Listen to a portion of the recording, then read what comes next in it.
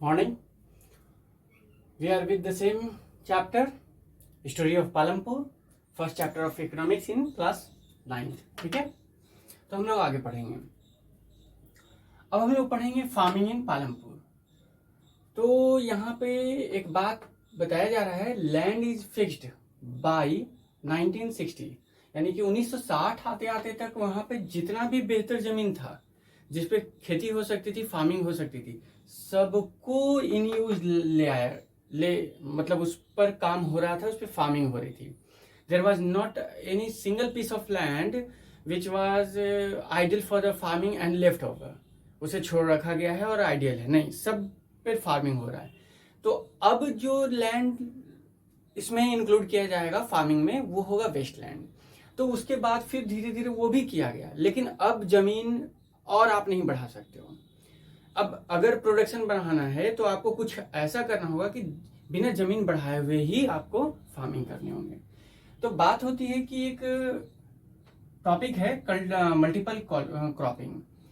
तो जैसे for example 12 महीने का एक साल है, तो रेनी सीजन जून में शुरू होता है। तो जून में बारिश हुआ तो एक फसल हम उगाएं, उसके बाद बारिश नहीं है तो फसल नहीं उगाएं, यानी आप 12 महीने में एक ही सीजन प्रोडक्शन कर रहे थे। तो अगर इरिगेशन फैसिलिटी बढ़िया हो जाता है तो हम इस 12 महीने के सभी महीनों में हम इरिगेशन के मदद से फार्मिंग कर सकते हैं। तो उसी का यहाँ पे बताया गया है कि with the help of irrigation क्या हुआ, growing more than one crop in a single piece of land during the same year. एक साल के अंदर एक जमीन के टुकड़े पे एक फसल से ज्यादा उगाया गया, इसे ही हम मल्टीपल क्रॉपिंग कहते हैं। ठीक है, अब इसके बाद देखिए कि इन पालमपुर क्या होता है। इस मल्टीपल क्रॉपिंग का यूज करके रेनी सीजन में लोग ज्वार बाजरा उगा रहा है, जिसे रेनी सीजन में खरीफ फसल कहते हैं कैटल्स के लिए। अक्टूबर दिसंबर में पोटैटो उगाया जा रहा है, विंटर में यानी ठंडी के मौसम में रबी का फसल हम कहते हैं, खरीफ यहाँ है, रबी यहाँ है, जिसमें वीट है। अब दो अहम पॉइंट मैंने लिखा है, इंपॉर्टेंट है। गुड हार्वेस्ट बिकॉज, ये जो अच्छा हार्वेस्ट हो पा रहा है बिकॉज ऑफ इरिगेशन सिस्टम। आपने पढ़ा था शुरू में फीचर्स ऑफ पालमपुर में, जिसमें इरिगेशन सिस्टम अच्छा था, पंप सेट था, ट्यूबवेल्स था, इलेक्ट्रिसिटी के कारण सरप्लस। अब बढ़िया फसल होगा तो बचेगा भी। पहले 10 केजी उगाते थे और 10 केजी ही खाते थे, क्योंकि हमारा कंजप्शन 10 केजी का था। देयर वाज नॉट सरप्लस, तो हम बेच नहीं पा रहे थे। अब सरप्लस है तो हम आसपास के मार्केट में बेचेंगे। सरप्लस मतलब अतिरिक्त उगाना, जितना जरूरत है उससे ज्यादा उगा पाना। तो ये सब कुछ हो रहा था।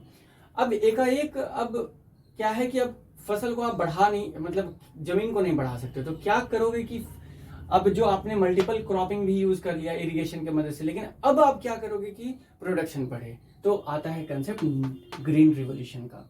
ग्रीन रिवोल्यूशन में क्या होता है कि पहले ग्रीन रिवोल्यूशन के पहले तक, यानी कि 1960 के पहले तक, हम लोग ट्रेडिशनल सीड्स यानी पुराने बीज, जो देसी बीज होते थे, उनका यूज करते थे।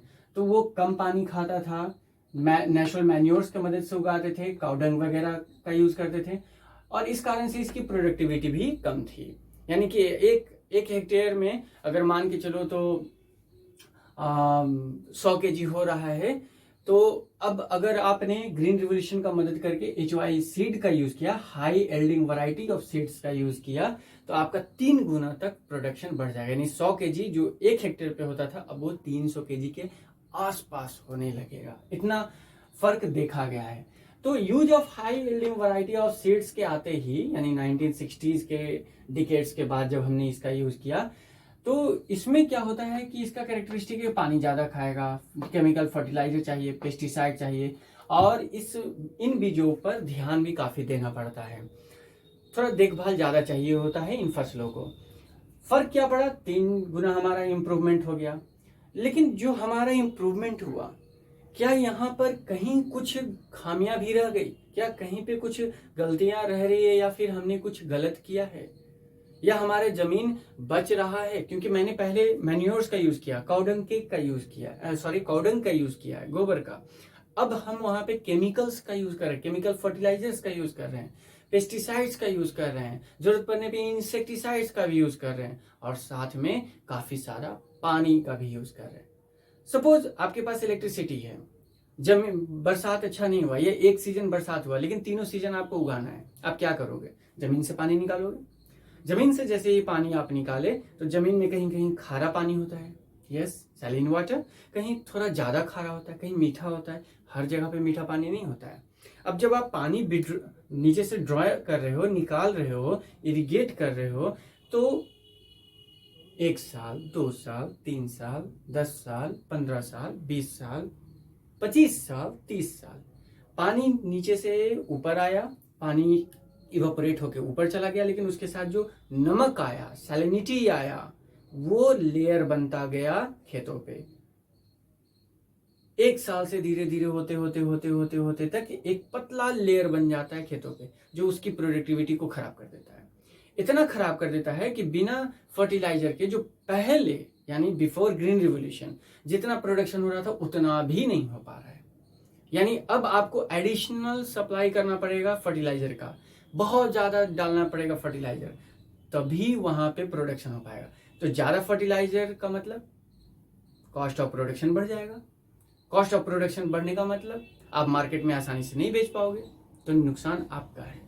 तो इसलिए एक प्रश्न उठाया गया, विल द लैंड सस्टेन, क्या ये सब करने से हमारा जमीन बचेगा आगे तक के लिए, लंबे समय तक के लिए? तो इसका ड्रॉबैक क्या था? Loss of natural soil fertility. Natural soil fertility खत्म हो गया ग्रीन रिवोल्यूशन के कारण। Decrease in ground water table, पानी खत्म हो गया जमीन में।